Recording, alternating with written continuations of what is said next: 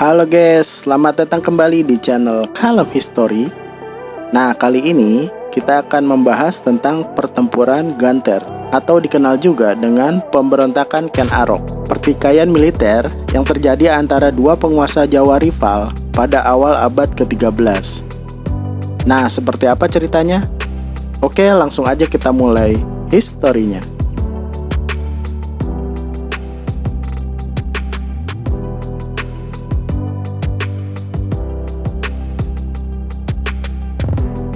Dari abad ke-8 hingga 12, Pulau Jawa diperintah oleh sejumlah raja dan keluarga bangsawan. Di bagian timur Pulau Jawa, negara-negara feodal yang berpusat pada pertanian secara berangsur-angsur memperebutkan tanah yang subur untuk bercocok tanam, khususnya padi. Pada abad ke-13, para penguasa ini ditantang oleh munculnya kekuatan politik baru di wilayah tersebut. Kekuatan baru ini adalah Ken Arok, seorang Akuwu yang setara dengan camat pada zaman sekarang, yang berupaya meningkatkan kekuasaannya dan kekuatan politiknya. Kemudian cerita rakyat Jawa yang mengelilingi sosok itu melambungkan nama Ken Arok sendiri yang memiliki ambisi yang sangat besar. Awal mulanya, Ken Arok adalah seorang berandalan yang menjadi pengawal Tunggul Ametung, seorang Akuwu di Tumapel yang saat itu daerahnya berada di bawah kekuasaan kerajaan Kediri. Setelah serangkaian intrik, pada akhirnya Tunggul Ametung dibunuh oleh Ken Arok dengan keris yang dibuat oleh Empu Gandring. Ken Arok kemudian mengambil alih jabatan Akuwu di Tumapel. Beberapa sumber menyebutkan bahwa Ken Arok telah mengatur aksi pembunuhan terhadap Tunggul Ametung. Setelah menggantikan Tunggul Ametung sebagai Akuwu Tumapel, pada tahun 1221, terjadi perselisihan antara Raja Kadiri, Kartajaya, dan kaum Brahmana. Dikisahkan di akhir masa pemerintahannya, kestabilan kerajaan Kadiri mulai menurun. Kondisi ini karena raja bermaksud mengurangi hak-hak kaum Brahmana.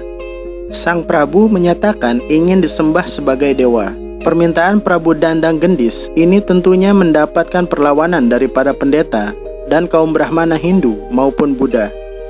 Meskipun Prabu Dandang Gendis unjuk kesaktiannya dengan cara duduk bersila di atas sebatang tombak yang berdiri, beberapa orang yang tidak mengakui kedewaan Kertajaya terpaksa disiksa dengan kejam hingga akhirnya mati. Sementara bagi yang mengakui kedewaannya akan dibebaskan dari segala hukuman dan diberikan kedudukan terhormat. Kaum Brahmana dan para pendeta yang ketakutan, mereka memilih melarikan diri. Dan oleh sebab etika dan keserakahannya itu, membuat Kertajaya harus mendapatkan penolakan dari para kaum Brahmana. Para kaum Brahmana memilih meninggalkan ibu kota kerajaan Kadiri. Mereka menyingkir sambil terus berdakwah akan kesesatan Kertajaya kepada seluruh rakyat kerajaan yang ditemuinya. Kaum Brahmana dan para pendeta meminta perlindungan dari wilayah Tumapel untuk mencari perlindungan kepada Ken Arok. Dengan adanya kesempatan itu dan didukung oleh para Brahmana, Ken Arok mulai menyusun kekuatan militer dan politiknya untuk memberontak terhadap kerajaan Kadiri dan mendeklarasikan Tumapel sebagai kerajaan yang merdeka dan lepas dari kerajaan Kadiri. Puncak pertempuran antara dua pasukan Tumapel dan Kadiri terjadi pada tahun 1222. Ken Arok memimpin langsung pasukan Tumapel untuk menyerang Kadiri. Mereka dihadang oleh pasukan Kadiri yang dipimpin oleh Kertajaya di tempat yang disebut Genter atau disebut pula Ganter di sekitar daerah Kadiri bagian timur. Dalam pertempuran itu, para panglima perang pasukan Kadiri yaitu Mahisa Walungan atau adik Kertajaya dan Gubar Baleman tewas di tangan Ken Arok.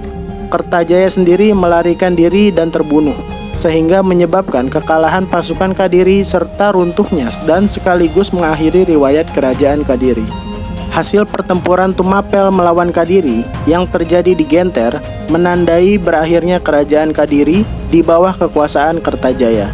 Di pihak Tumapel, kemenangan pasukan di Genter menjadikan Ken Arok untuk membangun basis kerajaannya sendiri, yaitu kerajaan Tumapel.